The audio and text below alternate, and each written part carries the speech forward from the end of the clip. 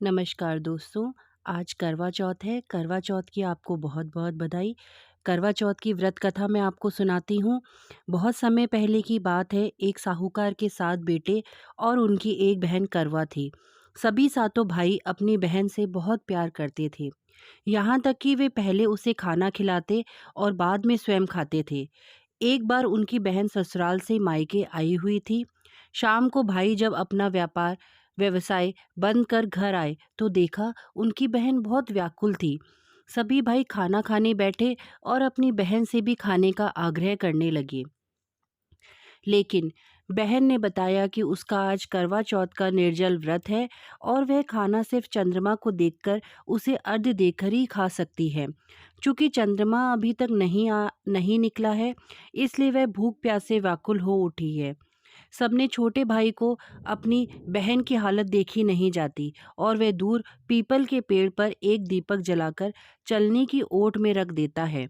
दूर से देखने पर वह ऐसा प्रतीत होता है कि जैसे चतुर्थी का चांद उदित हो रहा हो। इसके बाद भाई अपनी बहन को बताता है कि चांद निकल आया है, तुम उसे अर्घ्य देने के बाद भोजन कर सकती हो।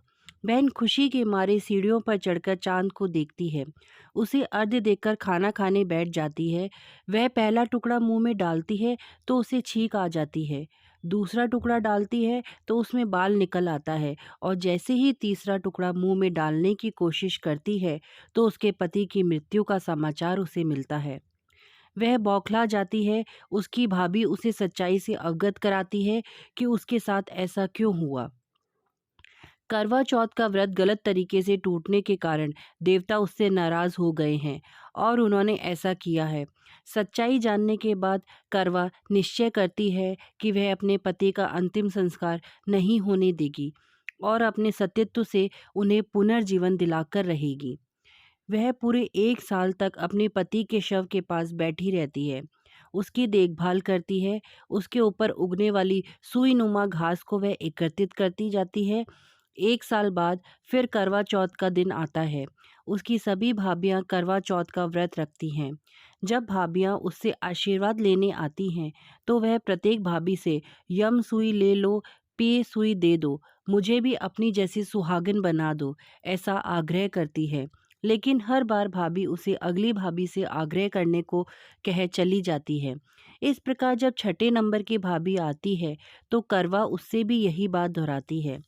यह भाभी उसे बताती है कि चूंकि सबने छोटे भाई की वजह से उसका व्रत टूटा है, अतः उसकी पत्नी में ही शक्ति है कि वह तुम्हारे पति को दोबारा जीवित कर सकती है।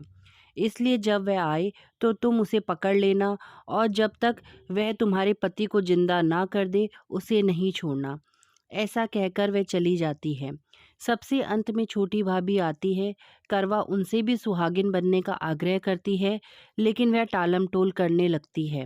इसे देख करवा उन्हें जोर से पकड़ लेती है और अपने सुहाग को जिंदा करने के लिए कहती है। भाभी उसे छुड़ाने के लिए नोचती है, खसोटती है, लेकिन करवा नहीं छोड़ती है। अंत में उसकी तपस्या को देख भाभी पसीज जाती है और अपनी छोटी उंगली को चीरकर उनमें से अमृत उसके पति के मुंह में डाल देती है। करवा का पति तुरंत श्री गणेश कहता हुआ उठ बैठता है।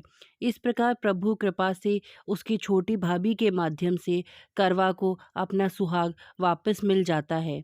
माँ गौरी, जिस प्रकार करवा को चिर सुहागन का वरदान आपसे मिला है, वैसा ही सब सुहागन को मिले। और ऐसी है करवा चौथ की कहानी। तो आप भी अपने करवा चौथ व्रत को संपूर्ण विधि विधान के साथ पूर्ण करें।